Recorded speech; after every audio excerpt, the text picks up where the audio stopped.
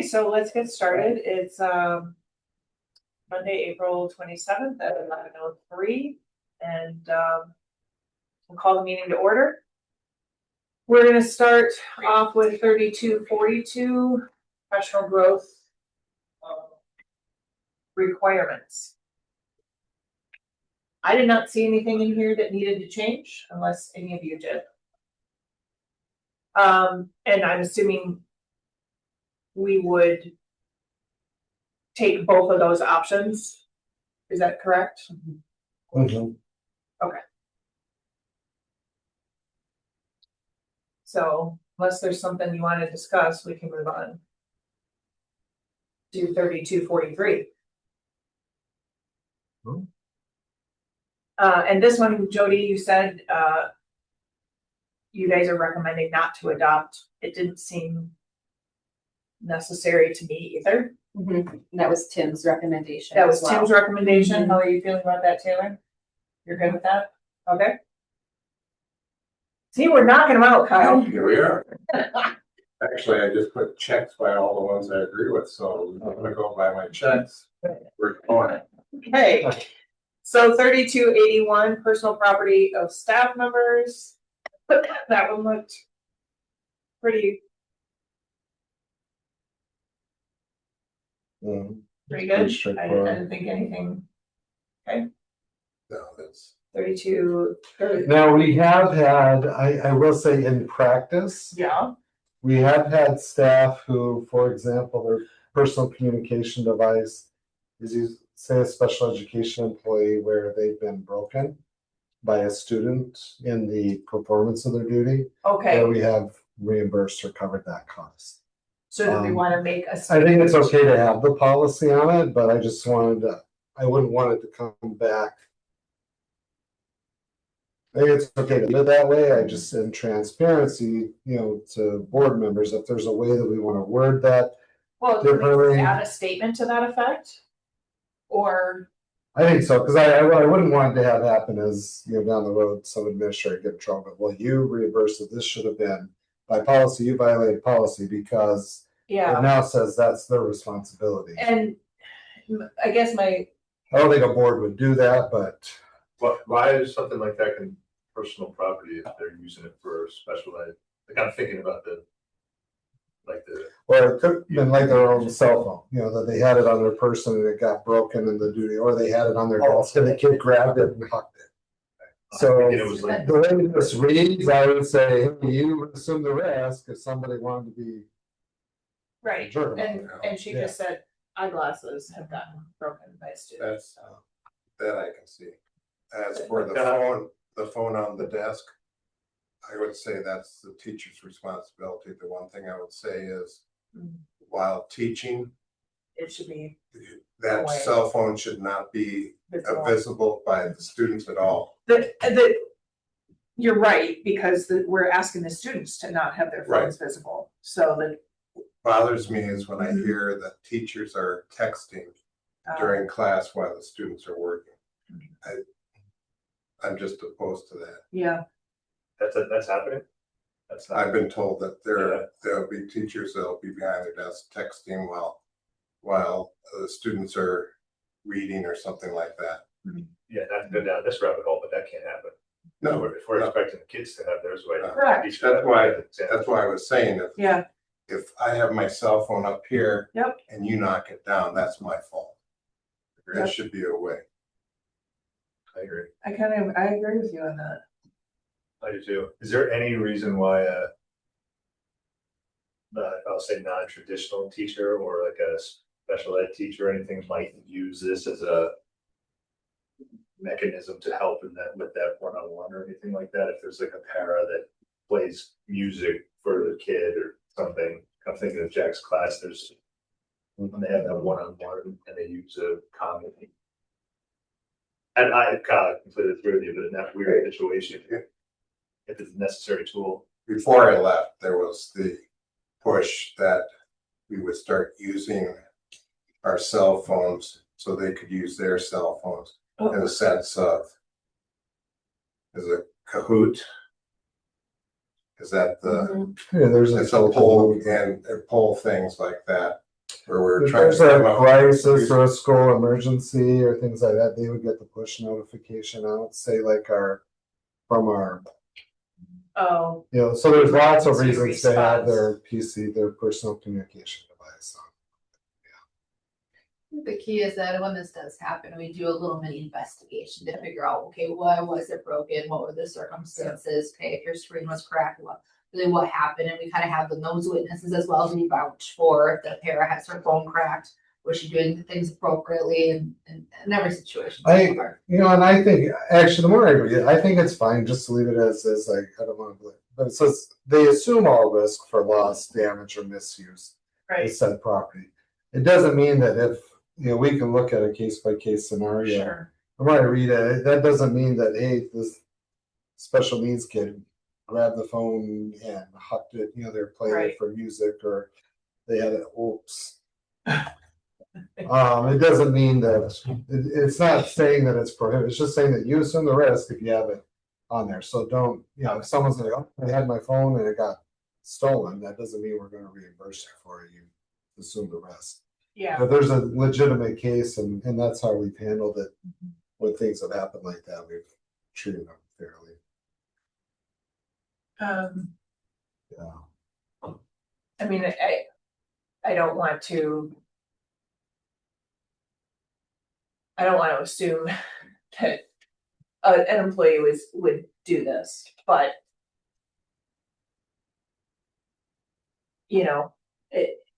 we've had other similar situations where people haven't been truthful.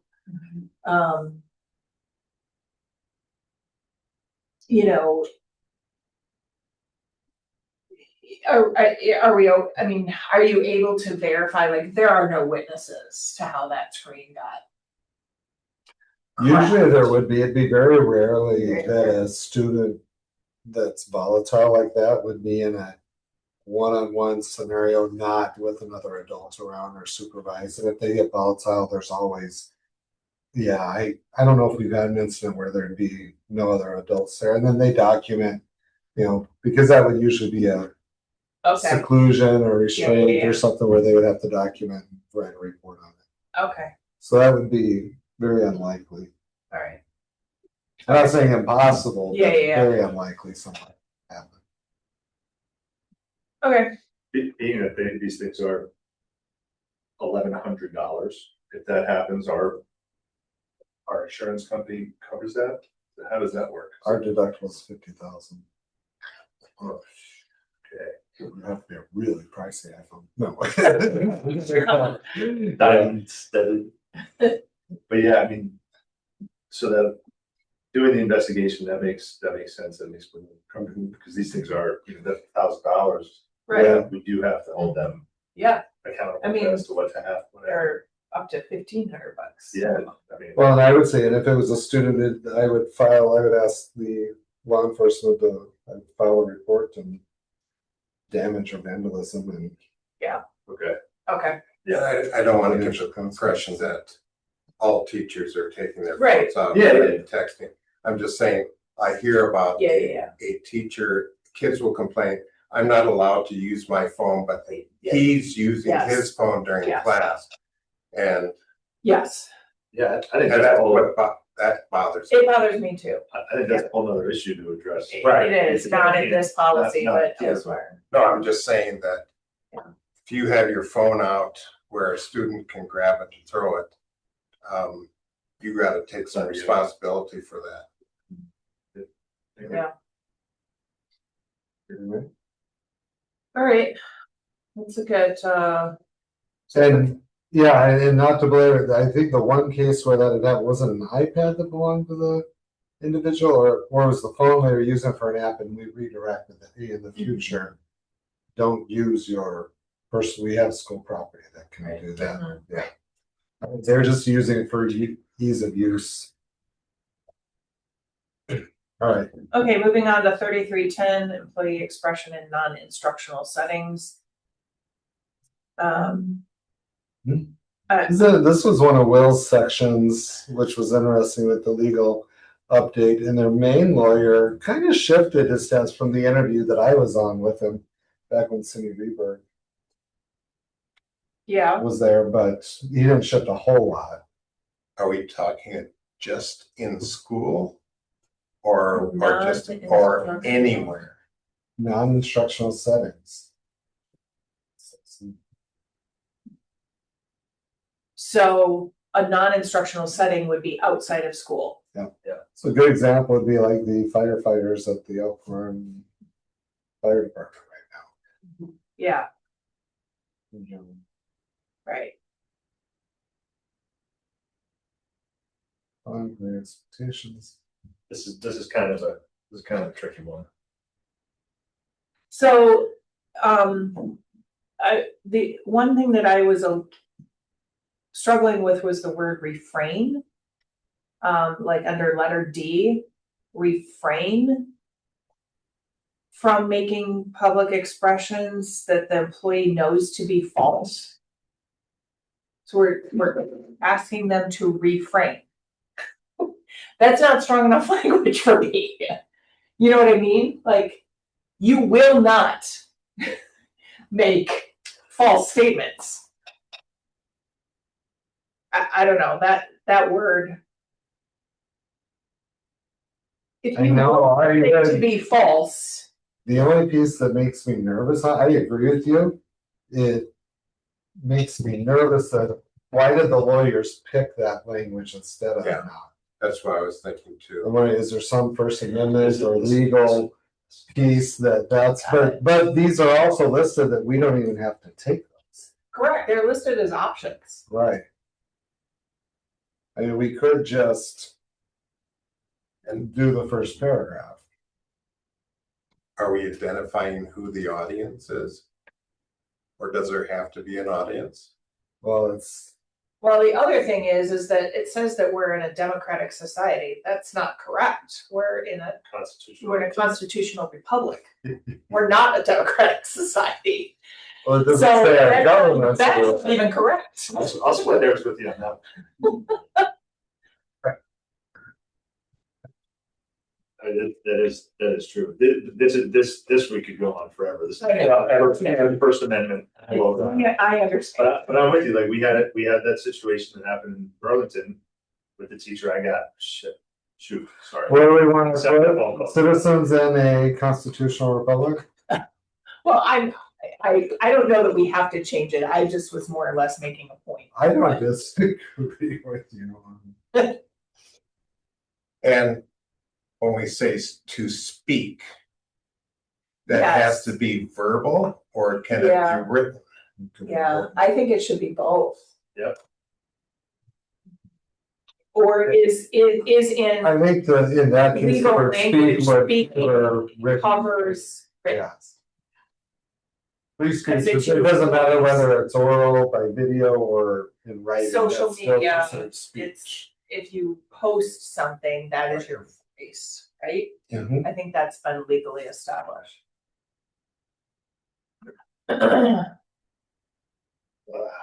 This one's a struggle. So hypothetically speaking, if the teacher is, if an employee is protesting and they're over a controversial topic Mhm. and say, I personally disagree with it, but where does because it says expression must be balanced against the interests of the district. What are the interests of the district if they're out protesting? And what are our interests? Mine are different than somebody else's. To go back last year, teachers were asking if they could talk about the referendum Sure. to their students. Yeah, Great point. That would have been an instructional, that would have been instructional. Yeah. Well, during instructional time. Right. Mhm. This is non-instructional. So My question is, does that mean not on district ground? Says non-instructional settings. keep in mind, this In the is, cafeteria, and someone says, in a non-instructional but this is also very, this isn't even First Amendment, this is First Amendment related, but this is related to they're speaking about their job. to speak out on issues of public concern when those issues are related to the To district. Yeah, I was gonna point So that it's out. not even talking about like Correct. the Burlington First Correct. Amendment. You know, Yeah, it says if I'm speaking as I don't like the ICRMO insurance plan, yes, then they need to share, this is my personal view, not necessarily the view of the district. Not, I don't like this political. Yeah. Yeah. Okay. So this is them Yeah. talking, that's why I said it's like the fire department. Yeah, We're it's speaking exactly- about, yeah, Exactly like the fire department. we don't have the tools or the resources that we need. They need to, so this is giving guidance to those staff members. If you're going to speak about the district, which they do have a right to do, Mhm. and they have some free speech on that, but there's parameters. So I do think it's good to go ahead and, I would adopt all of these. And I would, I don't care about the lawyer speech. I mean, I would agree with you, not not make public expressions which employees know to be false or make, because from a policy standpoint, when we're dealing with an employee who's breached or crossed a line, we like to go back to, here's the policy that you violated yeah, and document that. you So, shall not. Yeah. Make public expressions, which, yeah. Referendum would be a Should. good example. that would be a good example. Yeah, Well, Yeah, wait but- just a second, because it ends with, up above, it says the employee should. So we can't have shall there, Mhm. Oh, so it probably should not make, just, not make. yeah, should not make. not make, Mhm. yeah. Thank you, Kyle. You don't need the should don't again, need the it's should already, there. it's already up It's above. out, yep, Are we okay with the use of refrain in letter B? I'd say not make expressions. That would just. Should not make expression. yeah, Yeah, that's three don'ts and one do. But that's all right. I'd love to see how this compares to other districts adopting this. And if they have the similar. Oh, most of them have Neola. We could look at, That seems like a pretty common thing that people would pick up on. Like, why does it still Yeah. say refrain? Do the districts give feedback to the reps that then might go and change this? Why is that still a thing? Why does it still say refrain?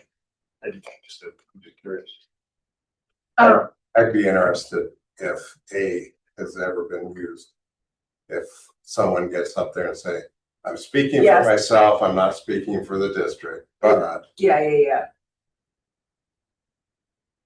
Yeah, that's the other thing, how much. Well, I know even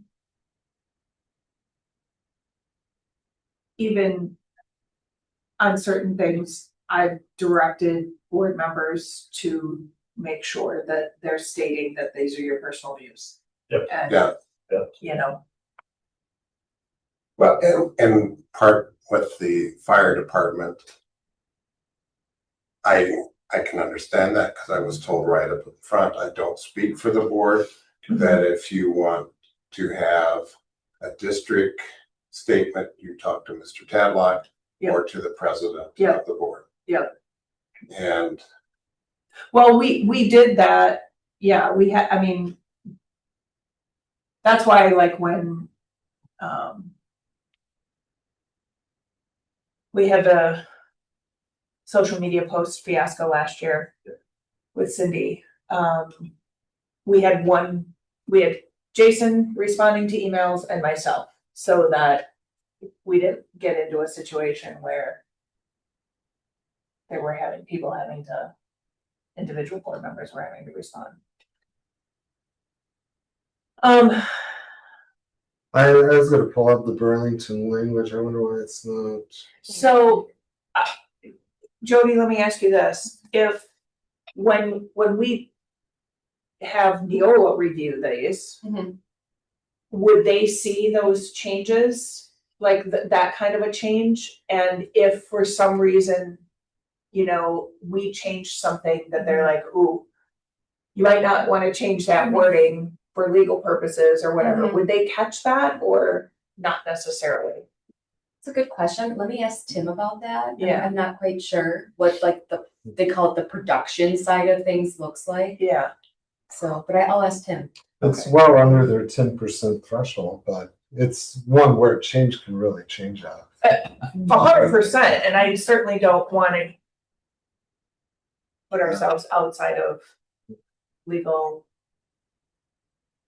language, but I don't know, refrain just did not seem not to me. Especially when it's false. Right, What if board docs is down? I wonder, because I was just trying to So get on almost Delevins and I can't. You can't get board docs, so, okay. All right, well, we'll continue. If it comes up, I'll, but yes, thank you for making that clarification, because on the fact that this is actually district-related speech. speech doesn't not have to do with personal views on other things. Okay. So are we moving on to 3340? Yeah. Grievance procedure? Have you ever had to select a hearing I officer? have not, Yeah. I knock on wood. just kind of wondered what Yeah. the procedure would be and impartial. and- Now we have done, and we're about to do my third mediation for special education since I've been here. And it's a similar process where we have a mediator that's selected, goes through the process, but I haven't, there are certified or individuals that would go out and get an independent hearing officer, for agreements, but knock on wood, I've never had to do it. I guess I had a question on page. Let's see what page it is, 5, I think.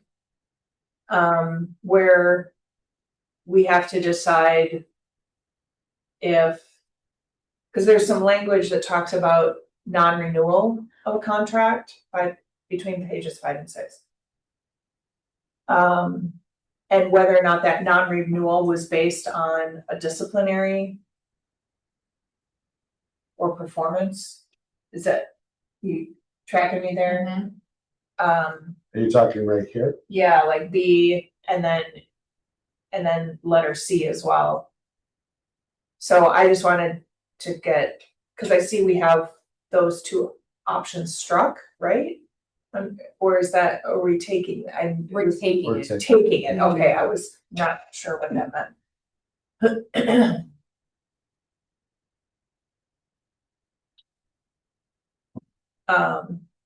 I just wanted to hear from Taylor on that. Are you comfortable with that language? Yes, having it stay in there, yes. Okay, so do we need to accept that non-renewal of a contract under letter C?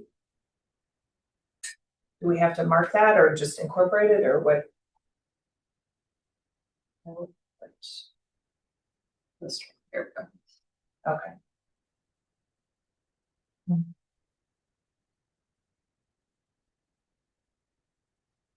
All right, otherwise I thought everything, and then maybe, And almost all of our non-renewals that we've had yeah, since I've been here have all chosen to resign instead of go through that yeah. process. So I don't think the board's, we were going to, no, we did have a hearing years ago for one. But Under letter C, the page, is that 4? Not that C, the bigger C. The hearing before. Yes, the hearing impartially. before an impartial hearing officer. There's some options in there. I think we need to choose those as well.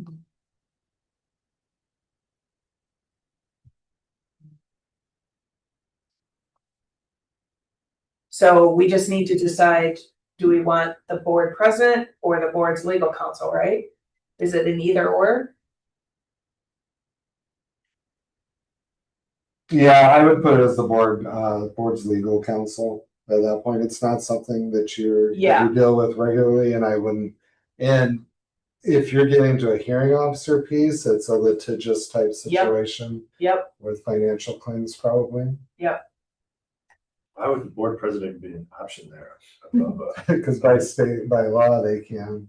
The board has ultimate decision on the grievance process. Yeah. That's part of why you don't have a whole lot of grievances anymore, because under the old system, you would have a arbitration, or you'd have where they could go and grieve it and it went up through and it was out of the board's hands, but now in the process, it goes to the school board. We don't have unions that's typically where grievances would get. I was just gonna say, previously. didn't it used to get handled by unions? Yeah, the union would file a grievance and would go to the first level, the administrator, if they either approved, denied, or modified, tried to resolve at that level, then it would go to the superintendent typically, then to the board, then to an arbitrator.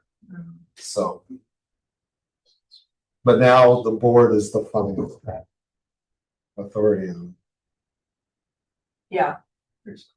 And then in the last paragraph on that page, we named him that option as well. Neola suggests that the option that requires the district to pay the fees or costs charged by the impartial hearing officer be selected to avoid due process issues. So we should probably take that recommendation.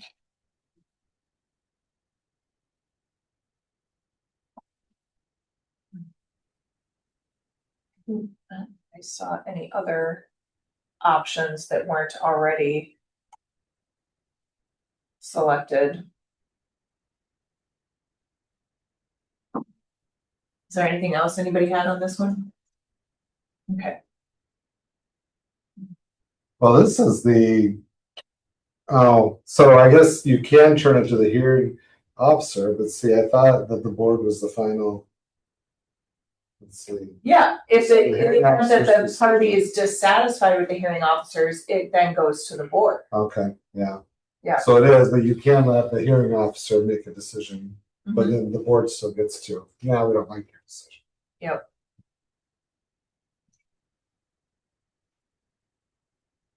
Yep. Where's, should be.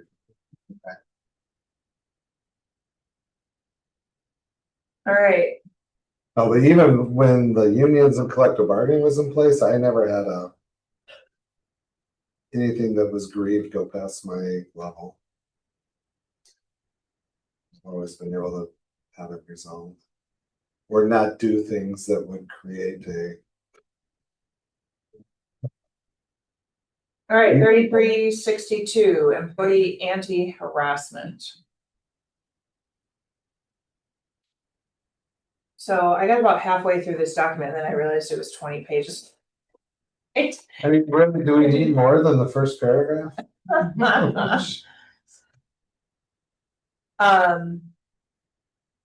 So I just wanted to make clear, we are offering counseling services through the employee assistance program if somebody has been, okay.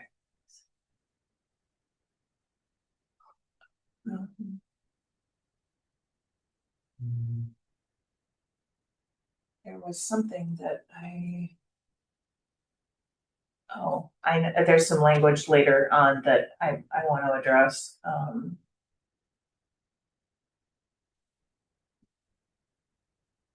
Just gotta find it.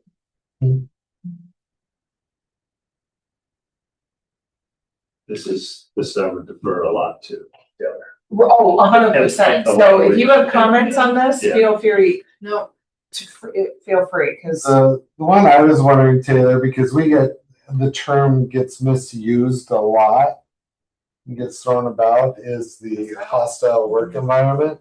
oh yeah. I don't recall if this has a good definition of what hostile work environment is and or is not. And I don't know if that'd be appropriate in this location or if that's more of a handbook type thing, but employees, would you agree that you get that sometimes where it's like, no, I'm sorry, it's not a hostile work environment. Yes, that individual was mean to you, or they were short, or they were rude, but that does not create a hostile work environment from a. Yeah, what is the definition. definition here? Or do they define it or no? they do not. If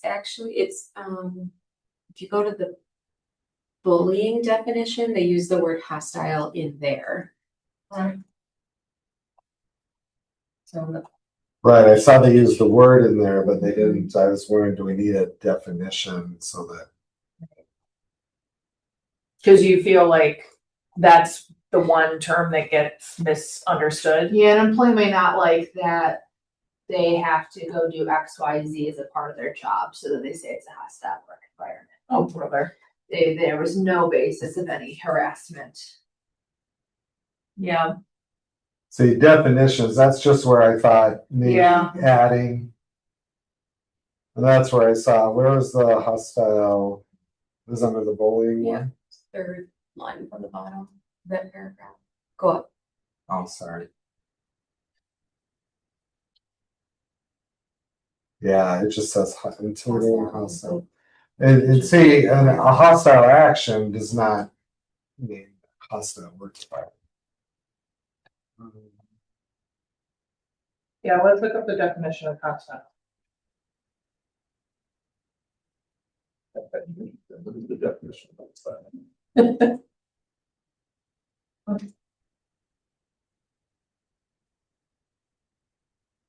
Like a definition of the offensive educational environment. What is that? Right? Mm-hmm.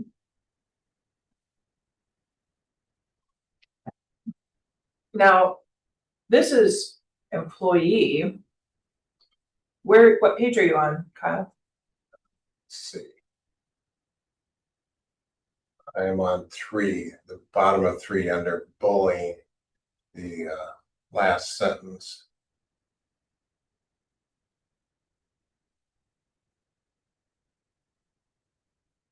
It just says that is severe or persuasive enough to create an intimidating, hostile, or offensive educational or work environment.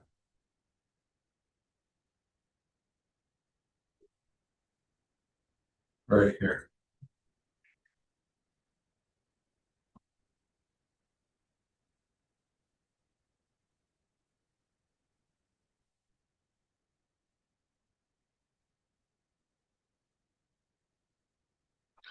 I would say if bullying is existing or persisting, then that would create a hostile work.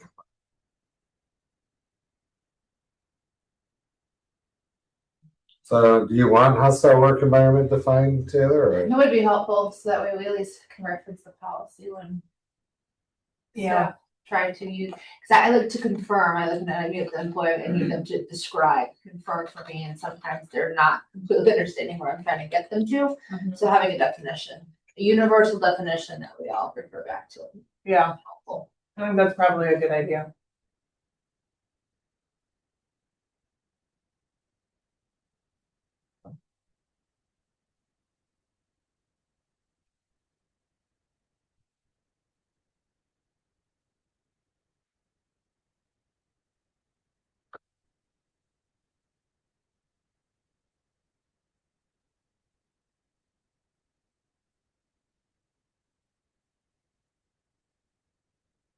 I just put this in because it's from the EEOC. This is normal expenses. This is auto.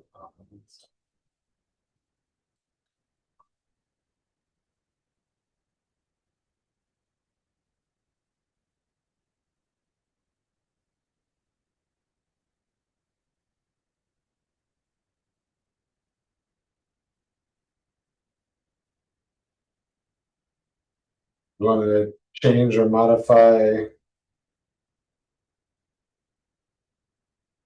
what they had as that definition? No. I don't know, might get recommendations. Okay. No, I'm fine with that. Yeah, That me last too. line hits home too, well, Yeah. it will hit home. Yeah, Not just occasional purpose. okay. Yes, we did have it most recently thrown out there because micromanager telling us what to do, that's creating a hostile work environment. No, that's not a hostile. Wow. Wow. Yeah. My boss told me what to do. Oh my gosh. All right. Taylor deals with it more. It comes from the support staff a lot more than other areas. Although we have actually equal support staff, professional staff this year. Oh, this one thought you heard it all. Signing me to the hottest room in the district. It's hostile. You may have heard about that. Yeah, we heard about it. Mhm. Which was news to me. I didn't realize that that was the hottest room. Kyle might have take exception to that second floor of the high school. I wasn't quite sure what you're talking about until you brought that up. No, it wasn't it was a teacher that was assigned to Jackson. Yeah. Felt like they were purposely assigned to the hottest wing in the district. And I thought, oh, I always thought the second floor of the high school was the hottest. But been in some hot rooms at West Side as well. Yeah. At least the wind blows from that direction. Yeah. All right. So under boundary invasions, That's the phrase I got here today. the subject is got a bracket next to it, which makes me think that this is an optional section. If we're going to adopt this, there's a couple of language things that I think we need to take a look at. Under H, using email, text messaging, or websites, can we include social media? Mm-hmm. Just the word, because it's not there.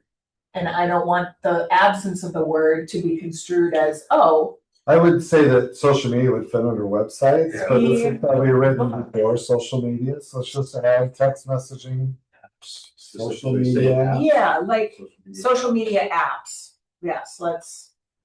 Because Snapchat. I will tell you that the vast majority of people who go on social media use apps. They rarely go. Do we need to say apps or should we just say They social don't. media? Cause like, social media is a higher umbrella, so Correct. Snapchat's considered social Social media. media. I would spell out both. Some social media. Social media, should we just say private communication apps? Including, sure. Yes. Do we even specifically want to say Snapchat? No, that's the most. I don't think you want to get specific No. because that could change in a couple of years. Correct. Yeah. Exactly. Because So it could be WeChat, it could be Yeah. Snapchat, it could Right. be Ones I don't know about. all these Yeah, other ones that. Got it. so I just didn't want the absence of the word. Most people don't view their apps as being online. They do not view it as being on a website. So What do we just put communication apps? that's why I'm like, I don't want the absence of the word to be misconstrued as, oh, I can do social media apps because I'm not talking about social media. But yeah, because this is saying to discuss personal topics or interests with students. Right. Yeah. And then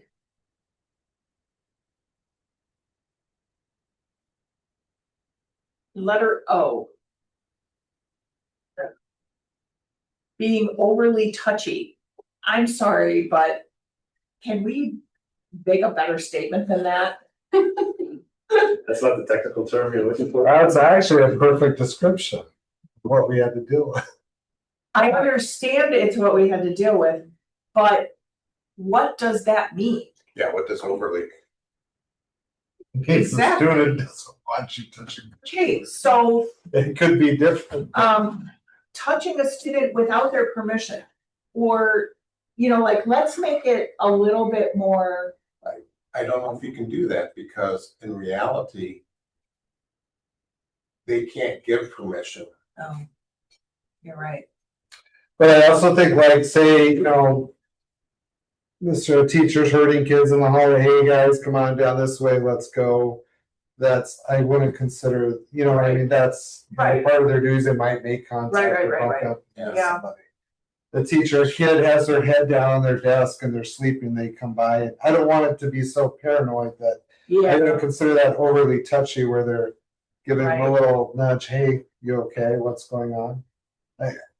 But, so yeah, I think it's one of those where it's like, I just don't want, it's hard to clearly define what that is, but Yeah. I think.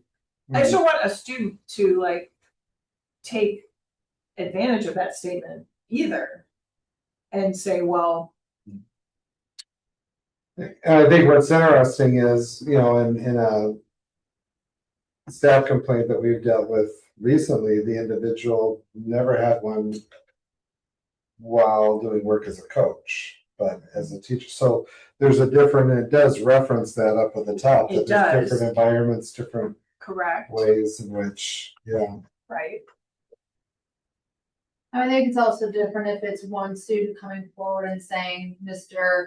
XYZ teacher is touching me, but no one else is saying anything. Whereas situations we've had is multiple different students who don't interact in the same social circles year after year, saying something, Okay, more of a common theme. okay, And it's it's nuanced as well as you move up through the grade levels. Like when I was a teacher, it was at a 612 building. And when I was a K-12 principal and the little elementary kids are running up and giving me hugs, I'm like, whoa, right, what's going on? It was really awkward right, at first. And then likewise, it gets awkward if you're giving your kids hugs as they get into 5th grade, 6th grade. And yeah, it kind of, even for some kids, it drops off at different levels where they're like, oh, Miss So-and-so, they want to give them a hug in elementary. You'll see that. yeah, But then as they, get older, that's okay. That's weird. right. Yeah, I don't know. I'm guessing Eric Gordon didn't give his German students hugs on the way into class every day, but the kindergarten teachers is very common. Right. Yeah, he's fixing that. Come back. I told every teacher that I mentored, I said, they can be bawling their eyes out. You do not touch them. If you have to direct them to go someplace else, but you do not touch them, because once you touch them, and they said you touched them, unless you have witnesses, it's your word against that student, and even if they're not successful, they've ruined your career. Yep.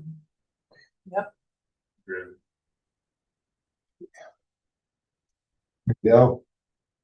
But with that said, once they graduate, I'm a hugger, and they know that. Yep. All right. I just don't know how you Yeah. How I do don't you know come up either. with a definition, what touchy is? I don't know. It is. 26. Yeah, I don't know. Maybe we just have to leave it, but I mean, is that clearly defined in your world? I don't know. It's not, but I kind of like the vagueness of it in the sense that it allows us to, no, Okay. we feel that's overly touchy okay. because we're getting complaints about this. You're not at that age level. Hey, you've been directed, let's not go there. Yeah. Okay. I'd rather just say overly touchy, so overly touchy and feely.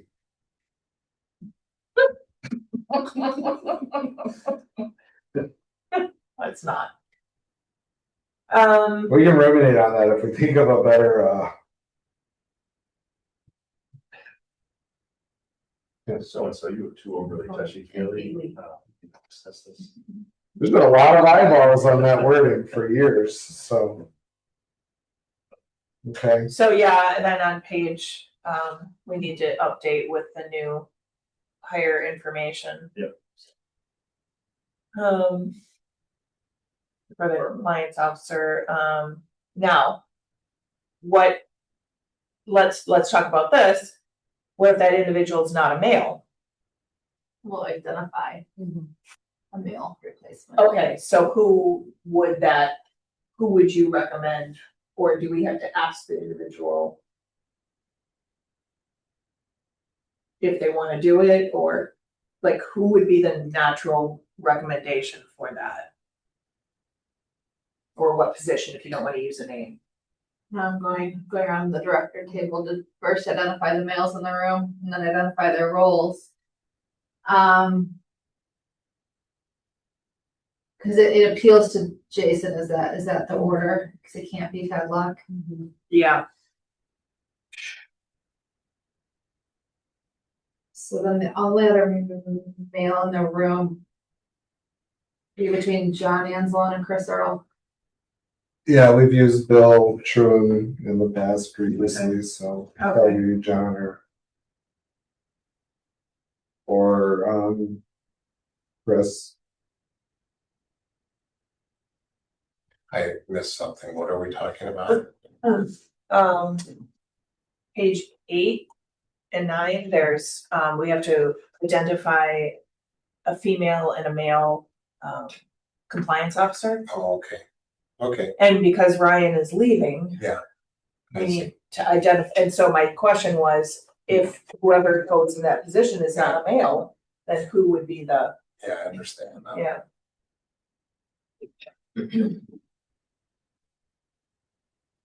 Yeah, I mean, John would be a natural choice because of his background. Yeah. John might only be here another year. Well, that was gonna be my next statement. So, Yeah, I mean, we can address it at such time, but and we don't have to put oh no, you do have to put the name in? you do, and I'd put Christopher Earl in. right now. yeah, I feel like just from that standpoint, because I mean, technically, this probably isn't gonna Oh, get yeah. adopted till next year. So who knows, you know what I mean? Good point.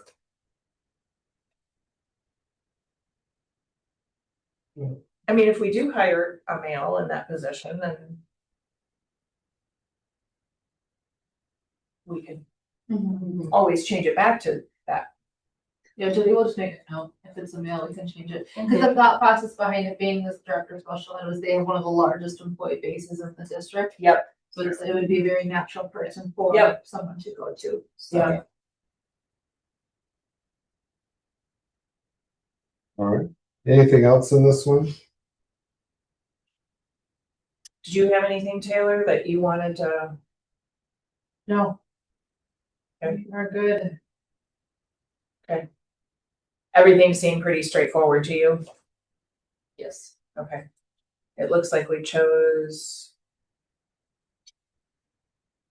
options that were out there. There's not a lot of other ones. Yeah.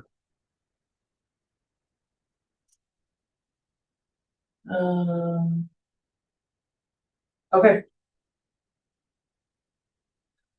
Well, if you guys are happy with it. I didn't see anything else. All right, moving on, 3362.01, threatening behavior towards staff members. That one seemed pretty straightforward to me. I didn't see any problems with that one. Well, sometimes I have to remind them that you do not have to sit there and be on a phone with, if they're gonna use abusive language or be threatening. I let them know I'm more than happy to speak with you and you're in a different state of mind and Yep. willing to be more professional and hang out. Don Wolf was good about that on the phone.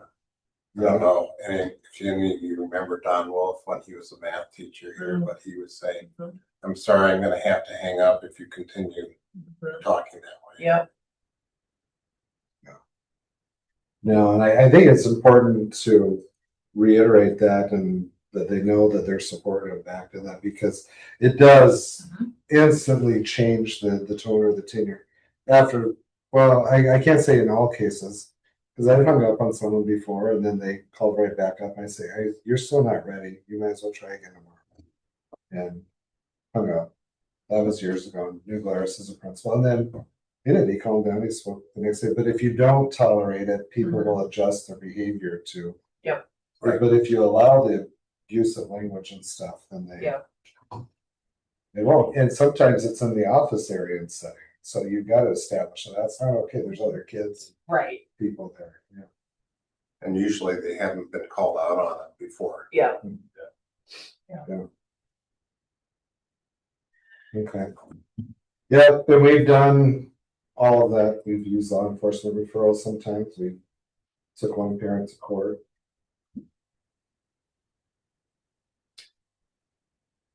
So, all right. Compensation for part-time staff, 3410.01.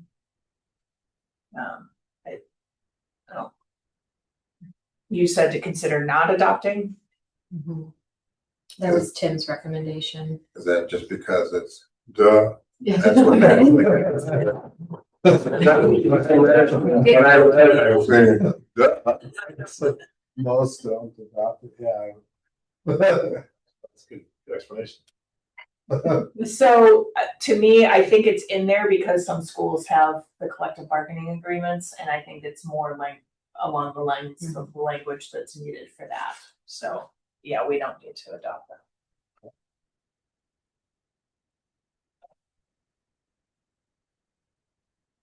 3419 group health plans.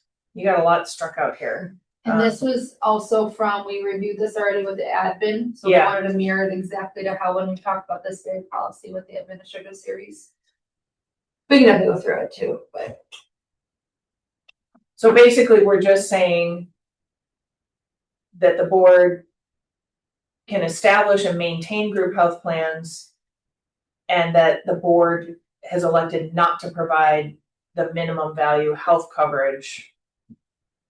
I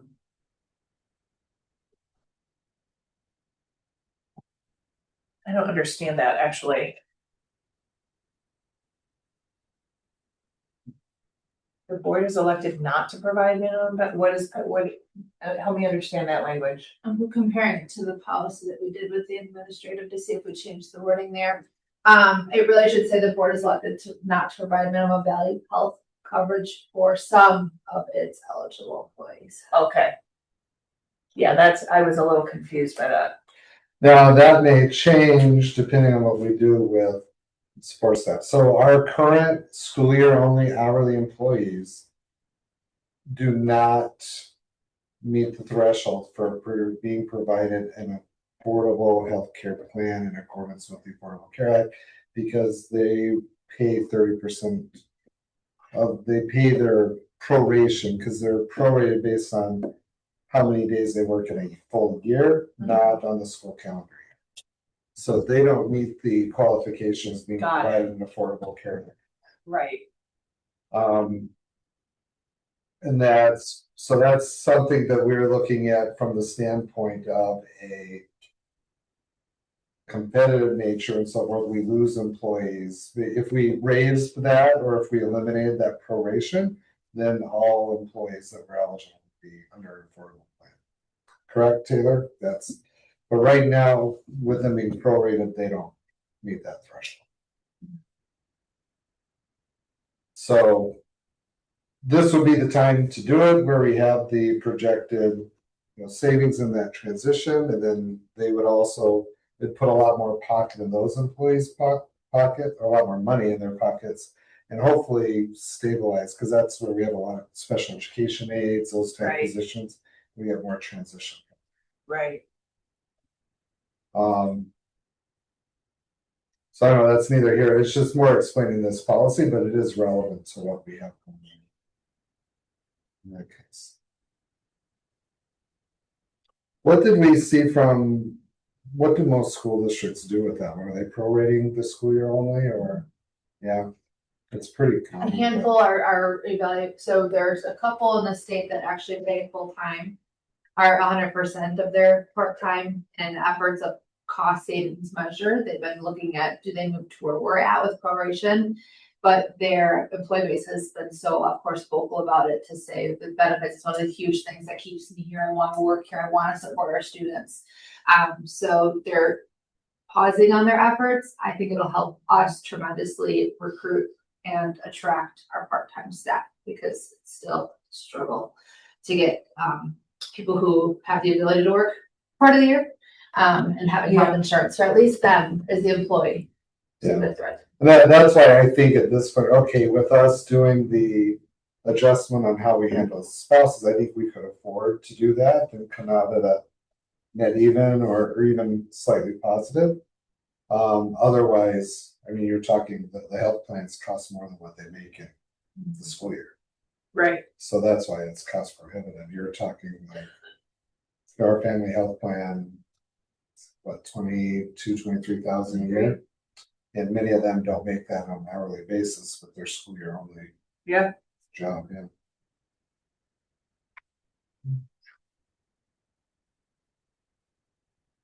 But switching to employee and dependent only, then it's probably about the same as what we're spending on their prorate. But for the policy, do we want to just, I guess this is reflecting some of it. Yeah. Okay. And I think it's a fair statement too, if it says some, because then that way, if we were to identify positions in the future that. Well, you might just want to leave it that way, yeah. Okay. All right, I'm happy with that.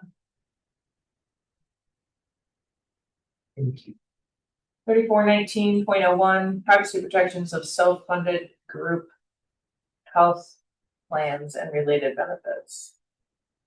This is also one that we mirrored over. We looked at this for the administrative series.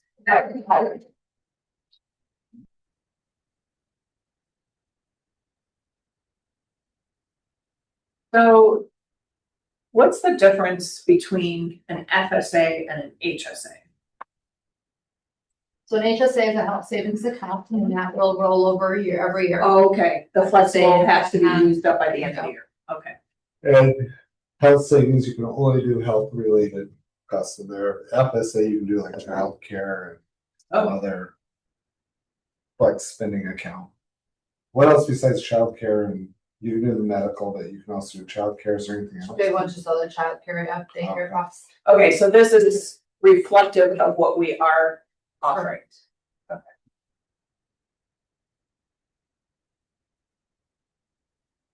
I'll be curious, is when we move to an ICRA, how do we update this? Yeah, I guess that was my question. It's an is- interesting component. So this is reflective of what we're currently Correct. doing, but is not reflective. Should we of- just say do not adopt this one? Because by the time we, Well, it's a matter of, do we need to, cross out A or not? Because we will need this policy, because we will have some self-funded plans, like our dental and whatnot. But it's a matter of A and B. They don't think the ICRA is considered self-funded, so we can cross it off considering. ICRA's considered self-funded, really? Well, I don't know if it is or not, Oh. in terms of it's a little bit of a gray area, so we gotta figure out how Yeah. do we report that? So we can make a note. Jody. it's considered a district provided medical plan, but it's not, we don't have like a specific health insurance plan, yeah. You know, we don't manage claims and everything that comes with Right. self-funding, so. Right. So can we just say, have us look at this Yeah. after the decision is made? Mhm. Okay, let's do that. So, Adam, this one, we're 3419, we're gonna take a look at it after the ICRA plan is adopted, because right now the language reflects current but not future. That's why the vision and EAP wasn't on the other one, because that's some of this. Okay. Could have. Oh, okay. And so we would adopt one or the other of these? Is that the point, 0.01 or 0.02? Oh, we do both. It's just the vision and the employee assistance program plan are considered fully insured health plans, Oh, okay. Got it. not self-funded. Okay, so The that's dental is why, considered self-funded. Yeah, sorry. okay. Otherwise, the language is the same. Okay. Sounds Alright. good. 3419.03, patient protection and Affordable Care Act.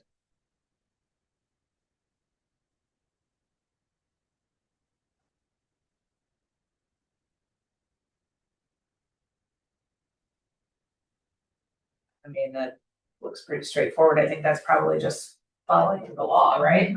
Yeah. Okay. 3425, benefits. You wanna walk us through this one, Taylor? All right. I believe the first one was leaving it a little bit more open-ended versus having the committee decide what is being reviewed on an annual basis. Now, we of course have our insurance advisory committee, but it's a little bit different of what the policy was suggesting. Okay. Oh, yeah, cause, So this leaves it structured as we currently are. Option 2 would have to create a new committee. oh, I don't think we wanna do that, do we? And that's my recommendation.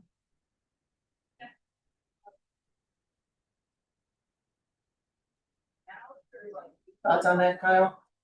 Fine with it. Okay. You good with it? Alright. Moving on.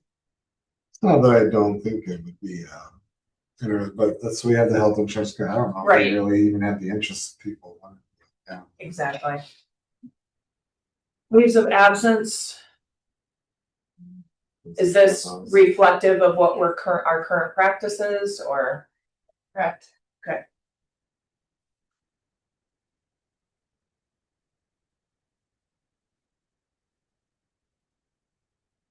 Then I'm fine with it. Yeah, check that off. This next one, the FMLA, I'm assuming this is all By law. by Yeah. law, so. Are there any options that we have to choose on this? There are some options under amount of leave available, Yeah. but we've already, the district's made a stance or chose it Uh-huh, many years ago. So Okay. my recommendation is to continue with our current practice. Holy moly. okay. Alright. Close. Yes, only 4 more. 3431, employee leaves. Make policies, we're gonna talk about leaves then, right? Right?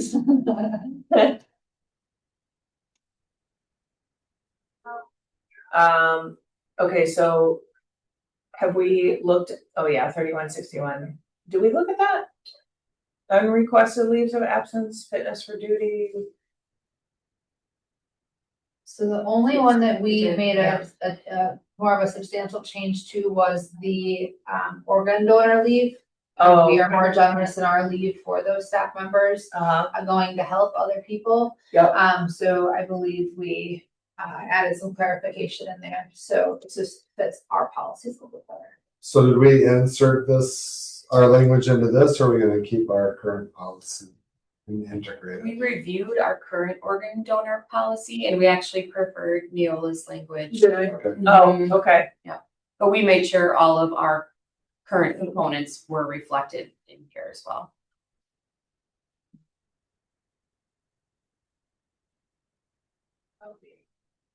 Some very interesting scenarios there. Uh-huh.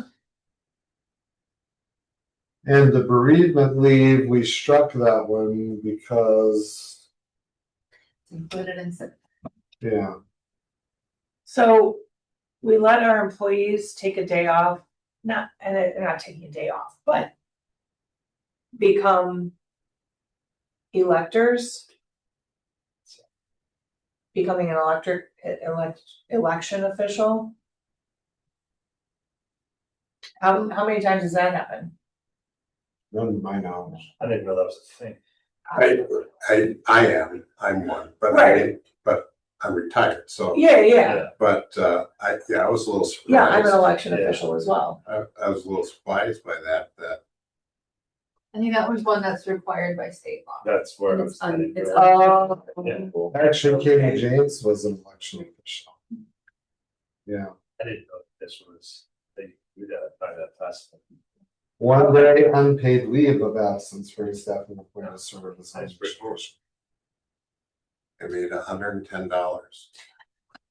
Now, my question is, what it would have been if I had worked that If you were day? paid, would make you give us $110. Yeah, I would assume Like jury I duty. would have made more Yeah. working here.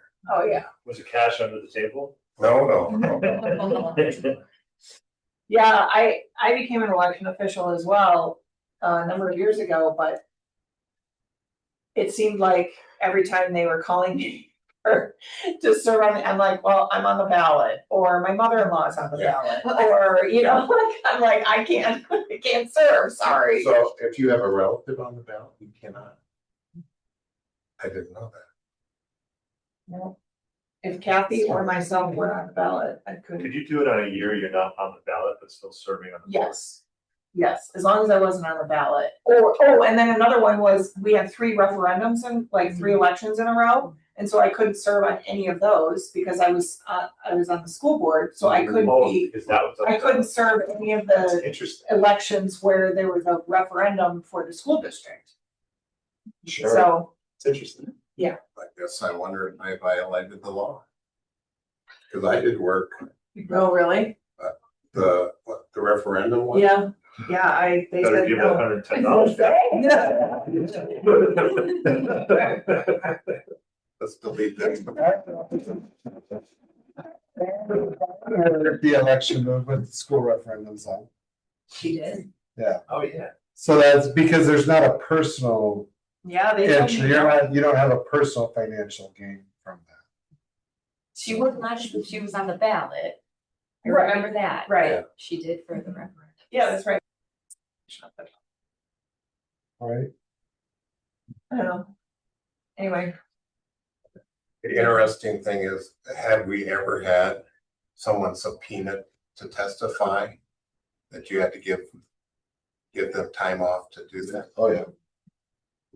yeah, I would think so. Well, it's, more often than not, they're parent custody Oh, okay. cases, and they would love for the district employee to say parent A is much better for my kid than parent B.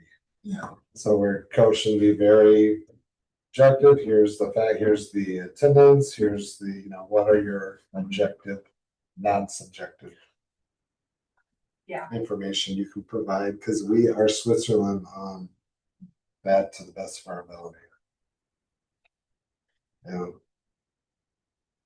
Okay, here's another one, employee sick leave and employee paid time off.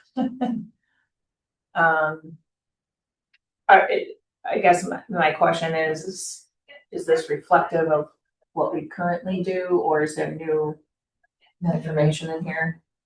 I'm seeing the note to not adopt the policy because it's defined in the employee handbook. So you would rather leave that in the employee handbook rather than make it a policy. Okay. I'm good with that. Job-related expenses. I'm assuming this is just reflective of our current practice as well. Right? Yeah, let's see.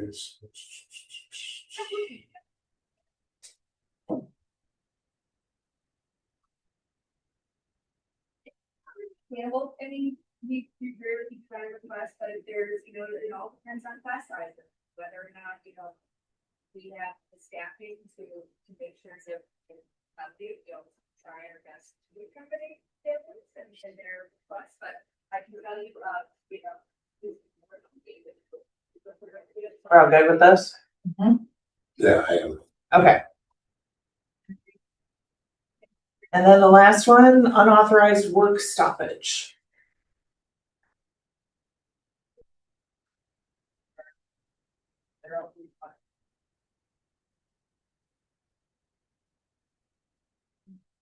Would that be for things like COVID? I mean, is that when this would come into play, or? Take care. No, because that would be more of an authorized, approved absence. This would be more of like intentional interfering with their job duties. Act 10, Yeah, when everyone went, protesting and Oh, went to Madison. And my understanding, the teachers that did go, or the people that did go from this district used their PTO to do it. But there was a doctor there filling out scripts, giving to people that, you know, so they could turn it into their district, that it was a legitimate medical concern. And that person and that doctor, she ended up, I remember going to court, I assume she lost her license, but I don't know that for a fact. But that's what came to mind when okay, I Yeah, I was was trying yeah, to that think could of, be like a strike okay, or, so do we need to adopt this? I don't know. never had one, but we can adopt it. well, you know, I mean, You never know when teachers something's can't going to drive. happen. that's a state law, right? Really? Teachers, yeah, Well, aren't some districts have teachers unions? Why would they not be allowed? no, I mean, I'm probably, this was before my time. Yeah, Hortonville was the prime example, when the teachers went on strike in Hortonville, and then they okay. replaced all the teachers because there was Oh. no, there was.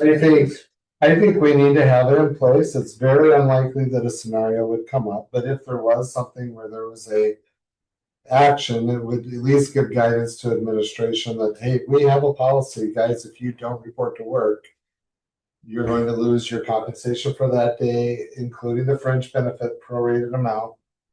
And, you know, that's the Okay. paid insurance cover. So you're gonna get a full Yep. unpaid leave, and there may be disciplinary measures Okay, as well. So I think it gives You think- guidance, okay. having gone through it before, Yep. and having a board like, what are we gonna do about it? What are we gonna do about it? It's good to have that. It's good to have, Okay. yeah. I'm good with it. Yeah, because I went through it in Act 10, and it wasn't very many, but I think I had 2 or 3 that were, Yeah, like, how do we navigate this? What do we do with it? And board members asking, how are we gonna handle this if they do?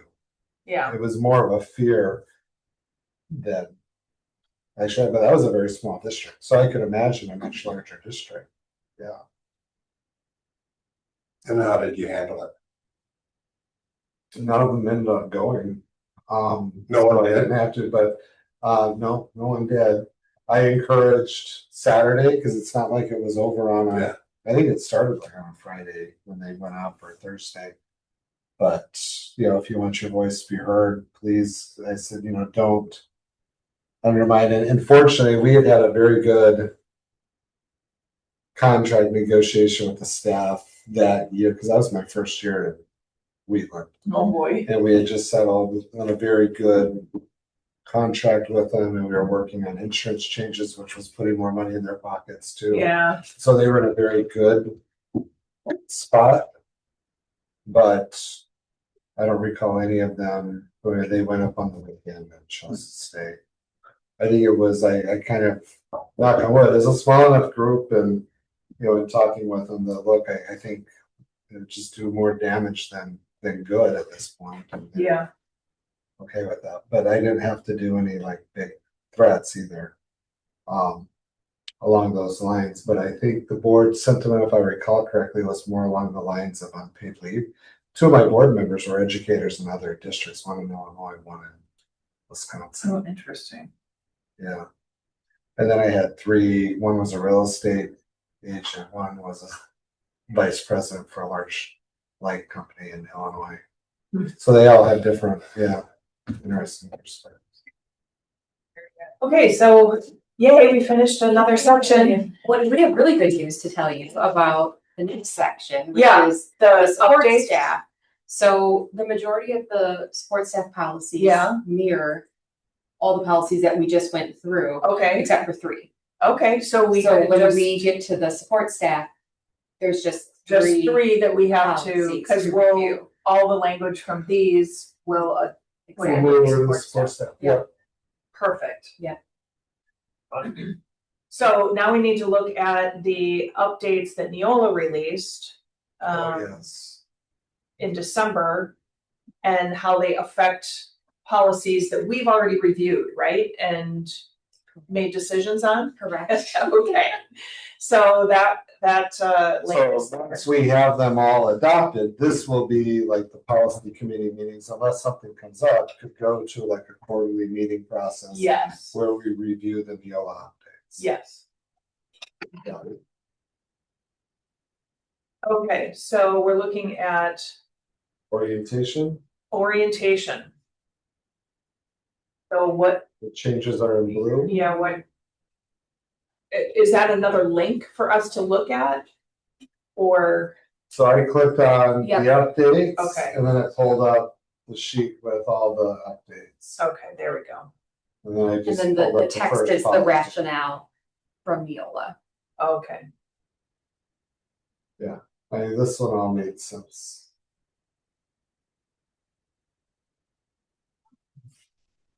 There.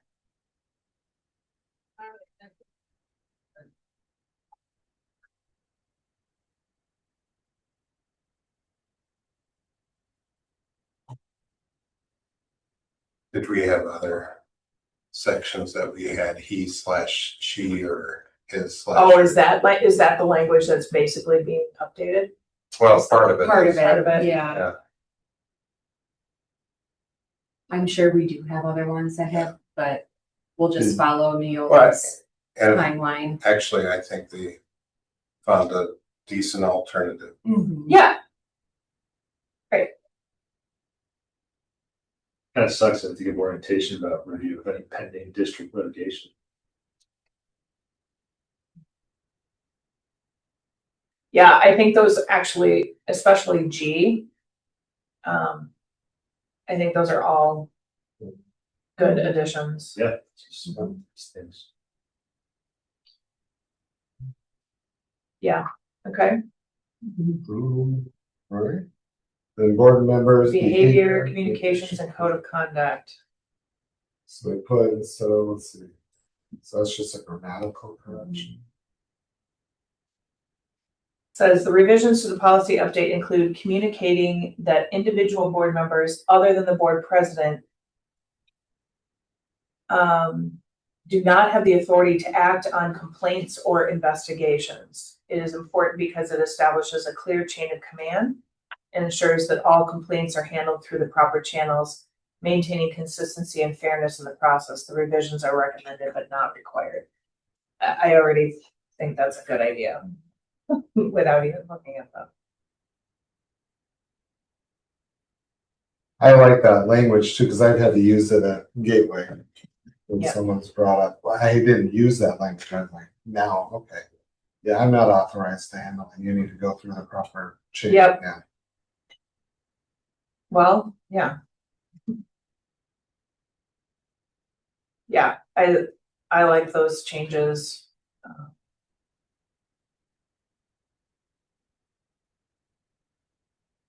Well, you guys just have to deal with words. Yep.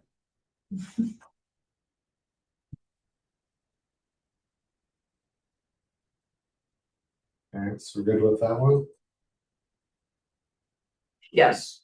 And this is why, I'm glad we put this on here, because this is why the suggestion to go to Neola, because they provide the. Yes, I agree. I mean, this language is great, and It's an arduous. had I had this policy to refer to in my recent communication, I would have referred to this one as well. Because the individual went outside of what that states. Yeah, they were wanting you as a board to address. something. Correct. Yeah. So this. So board district administrator relationship, let's see, policy revisions focus on including the district administrator's authority to delegate duties to staff members who are then accountable to the administrator for their performance. In turn, the board holds the district administrator accountable for the overall administration of the district, including their actions and personal behavior. These revisions are recommended but not required. Again, I think this is probably gonna be good language.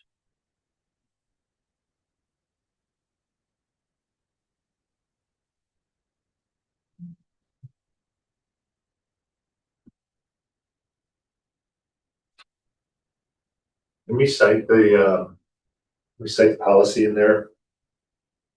I should know the number by, off the top of my head, all the chain of command policy that we, Yeah, you the know what one I that mean? I just used the other day. Yeah, exactly. Can we just cite that in there? Cause how many times have we referred to that?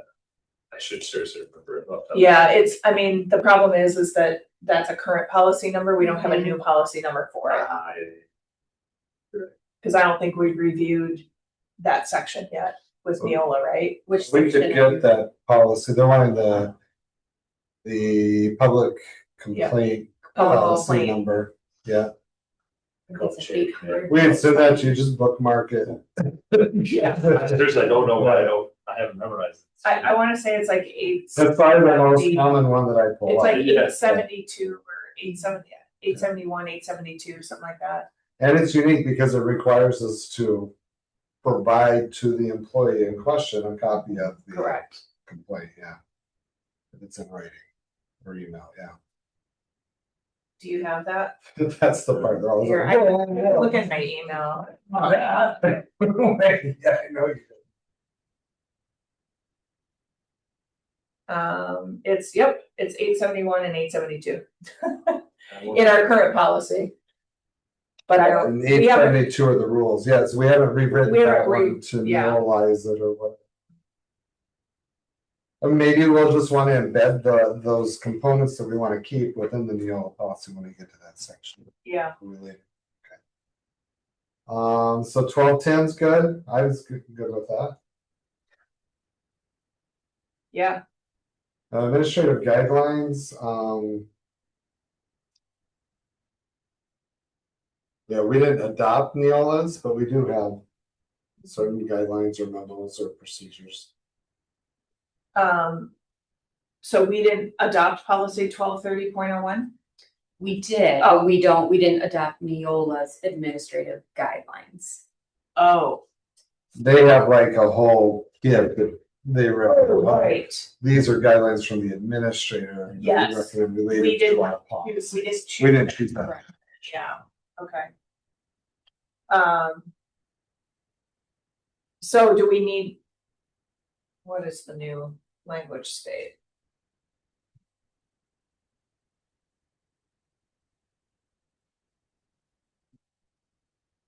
Oh, well, we have administrative guidelines and Mhm. handbooks, it's just that, We did. Right. Yeah, we just ended up. their Adopt proprietary theirs. thing. Yeah, I'm Okay. good with. okay.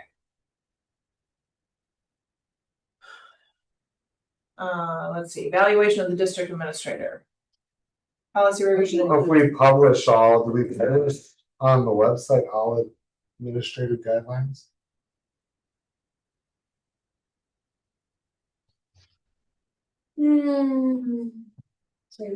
Probably not. Options to allow the board to make decisions. And we could, I don't, there's nothing to hide by any means, but.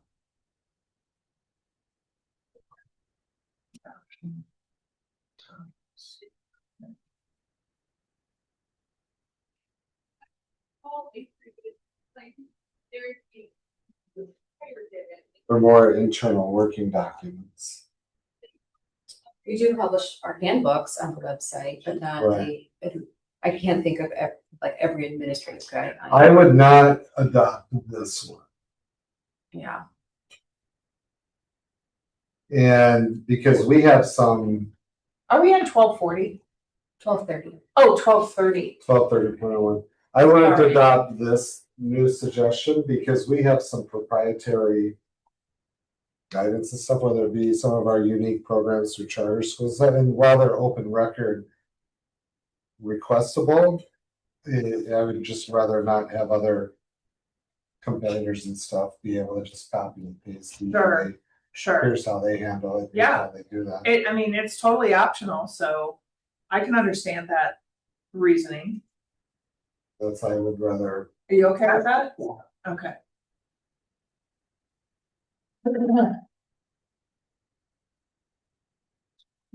Now it's 12:40. Okay. Sorry, I had moved on and I thought you were gonna say. You guys had.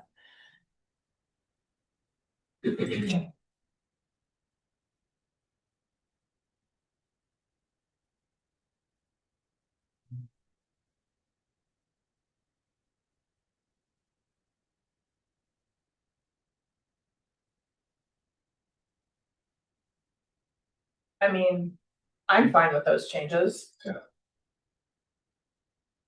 Do you have any issues with them, Jason?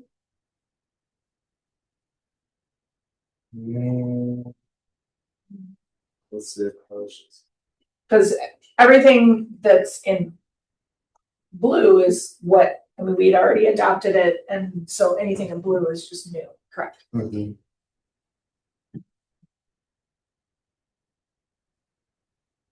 Is outlined in policy 110. Yeah, I'm assuming I don't know what I presume that's assessment of district goals. fine. As a language teacher, I don't know if I agree with them going from criteria to criterion. Since criterion is a plural and each Yes. is singular. Or, yeah. If you're gonna use the word criterion, you should take out each. Right?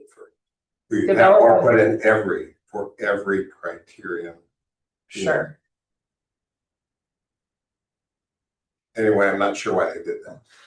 I mean, I'm not sure. maybe they either. have a more grammarian that likes it that way. Assessments will be based on defined quality expectations to Well, go. grammar didn't hit on it. I don't know if I've ever heard Or it should just say for the criterion being assessed, because criterion is plural. Right.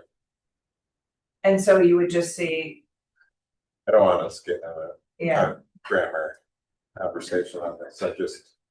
It just came up. you Well, can just, you two, don't tell me, Jason, that didn't stick out to you as a language teacher. you can just take out the word each. That did not stick out to me. It didn't stick No, out. I'm really amazed. So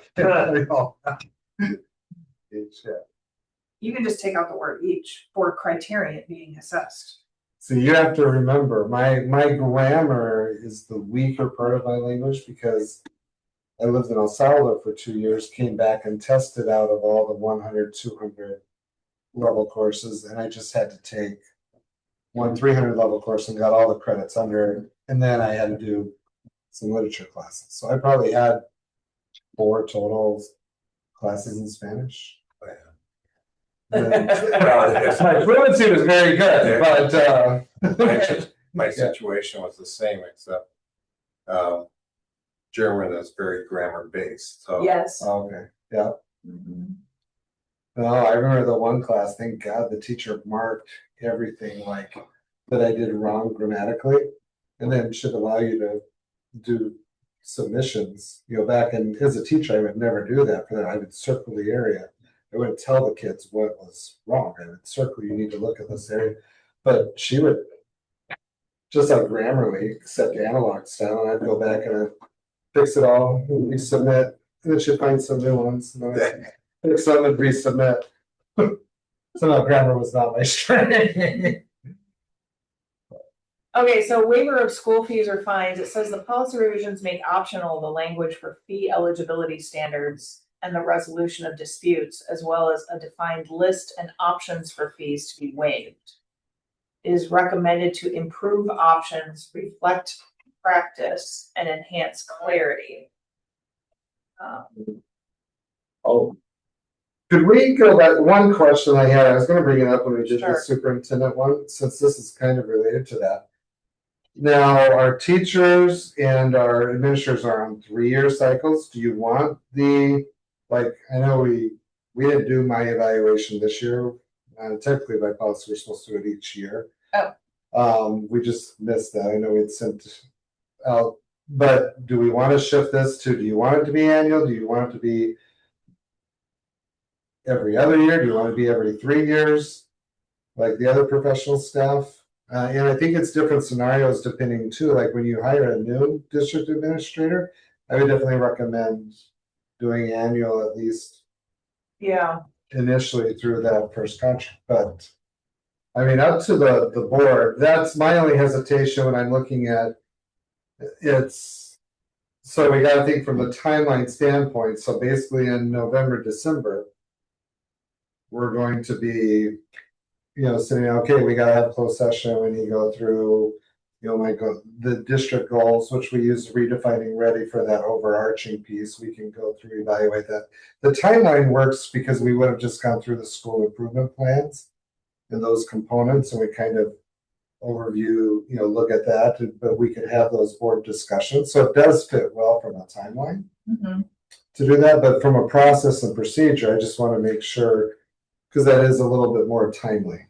As like, Well, the only problem. Yeah, first board meeting, I mean, we only have one board meeting in December, right, Yeah. so That's true. I'm, and if you do it the second one in November, that's the Thanksgiving timeline, and people aren't always there. And why in the fall? Well, you could do it in November, I mean, not November, in January, but because you need to decide if you want to renew or non-renew a district administrator's contract by the Yeah. second meeting in January. Right. It's a different timeline by Yeah. teachers, otherwise it rolls over. yes, So you have to get notice by that second meeting in January. So that's why they have it listed first meeting in December. Because then that gives time if the board's not happy and they want to consider non-renewal. It doesn't put you as a board under a time. I mean, okay, so if we make it the review in December, then we really need to be, as a board, doing the evaluation part in November. I did, I just had a thought. So it says annually no later than the first board meeting. Right. It doesn't mean that we couldn't do this in August after the annual meeting.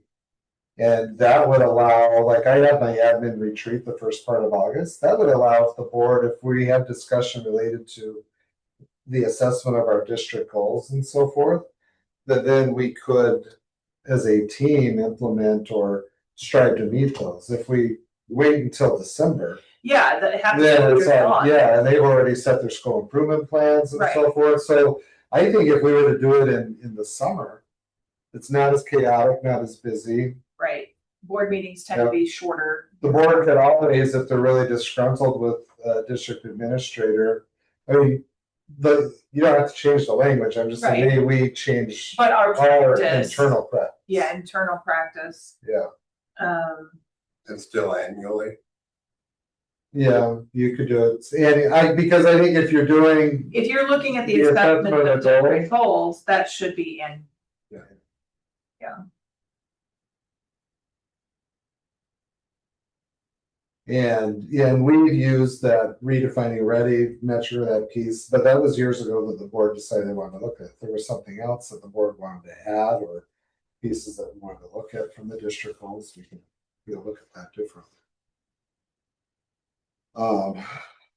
You better put a note someplace. Okay, let's make a note of that, Jody, that we'll look first part of August. The other piece that we've never done this is in conjunction, and I know this was done in New Glarus that way, and the reason I've never pushed for it, asked for it, is I always felt really wonky on it, because like Mrs. Thompson would do her contract negotiation and compensation would all be set in that part of the evaluation meeting. Oh, to me, there's. I've always just followed the process that we do for everybody, yeah, which I'm fine with that. But that is not commonplace. Commonplace is that's when they do other negotiations or changes to the contract at that time. But that's how we've done it, and we've done it for 13 years here. I don't know if that Westcott did it the same way. I would guess, because I didn't, we followed kind of that similar process. Okay. All right, so I'm sorry, I Well, spent a lot of time going around that, but I think, I'm almost positive that we, like, the board members all filled out evaluations last year. Yeah. last year. But I'm probably the or one did who you dropped. do them in December? Yeah, I know we did. Okay, I'm we just just gonna didn't drop the finalize it. ball because, like, my grandchild was being born at that time, like Yeah. those last December was I knew we sorted it out, so I just didn't know the. for me, and I think I just forgot. That's all one. So. My, That's okay if it was bad, surprise. I think I probably dropped the ball on that, so my apologies. Hey, that's what- Who knows? It was like Kyle's checklist. All right. We can review those then, or redo them in August. There we go. Well, I didn't have any evaluation, I think my first 5 years here, and I was going through the policies, and then I noticed, oh, whoops, the district administrator is responsible for triggering the evaluation. Oh, And, so we went and we started doing evaluations. But, Susan's take was, she said, well, yeah, you've gotten a raise each year, right? That's Yeah. where, Yeah. I think we've let you know how we felt, so. right. Purchasing. Oh, no, waiver. No, this fees is fine, sorry. waiver of school fees. I gotta duck out. All Okay. right, sorry, I believe that. So the options listed in this policy is our current practice. Okay, Yeah, I'm gonna bring that. yeah, that all makes sense. Yeah, I'm gonna bring that link and release. I think we established Show you. within the last year that parking was a privilege and not. Yep. Yeah. Okay, Yeah, I'm good with. Yep. All that. all right, Okay. Last one, purchasing.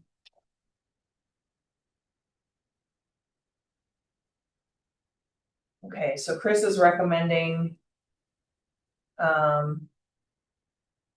3, meaning, oh, we have to 3 insert a quotes. number. Gosh, I hate that. 3 quotes. Is there a reason why? I don't know. Is 3 a burden? What's been the practice in the past?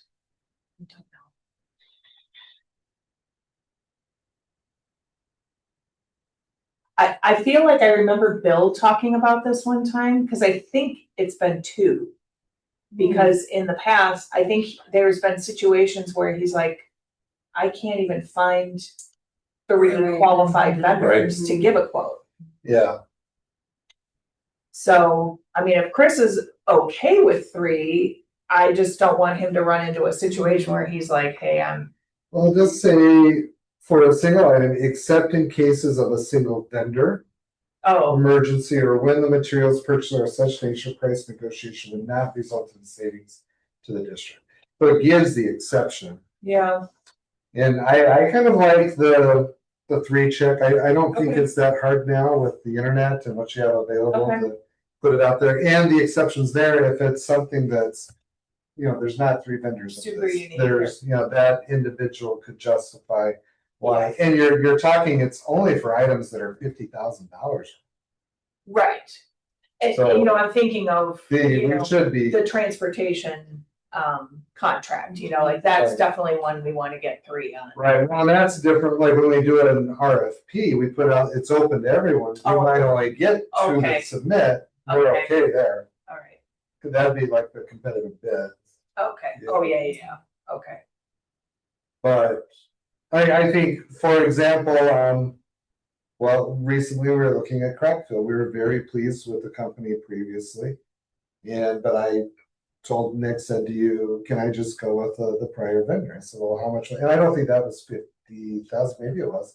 I said, no, go to RFP, put it out there, let's see who else we get. Mhm. And I appreciate that they filled our cracks greatly, but let's, it's Crackville, it's not rocket signs. Right, And he put it out there and we had a bid that was, I think, $20,000 lower than the other ones. nice, And he's like, oh, I was a little concerned because it was so much lower. And yeah, so he called and checked the references and that's who we're going with. So it's, I like that process, Yes. especially when you get into those projects, because yes, that's $20,000 isn't Oh, my unsubstantial. goodness. It's well worth the labor and the effort yeah, than to just go with the easy Yeah, one. Yeah. I mean, And I think it helps keep the other vendors honest too from year to year. I mean, we do the same with our subs. Uh-huh. We have a team of subs that we use routinely. But there are certain things that we've always told them that at any point we may Yeah. send it out to bid to another vendor because we want to make sure that the pricing that you're giving us is competitive, you know, and And sometimes when contractors get really busy, yep, they can get more selective on the jobs they take. And Correct. they have a tendency correct. to raise the price. Like, Yes. okay, I'll do it, but it's going to be like at this. We switched our ridiculous HVAC price. contractor because we felt like we maybe weren't getting the best pricing, and well, guess what? We weren't. Like, we ended up finding a company who was $17,000 to $20,000 less. That's huge. Yeah. You know, like that choice alone may helped one customer be able to finish off a bathroom in her basement, Yeah. you know, because she saved that much on the HVAC, so. So that's all we have for the meeting Okay.